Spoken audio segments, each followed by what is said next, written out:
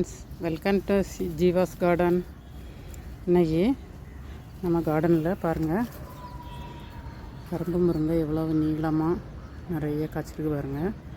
இது நமக்கு ஒரு ஆல் சீசன் பிளான்ட் தான்.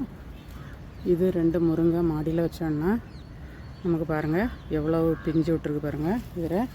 இது ஒரே கொத்தில் பாருங்கள் இவ்வளோ காய் காய்ச்சிருக்கு பாருங்கள், எவ்வளோ ஹெல்த்தியாக இருக்குது. இது ஒரு 150 லிட்டர் ப்ளூ கலர் ட்ரம்மில் தான் வச்சுருக்கேன். நல்ல Jeeva's terrace garden healthy potting mix போட்டு வச்சுருக்கேன்.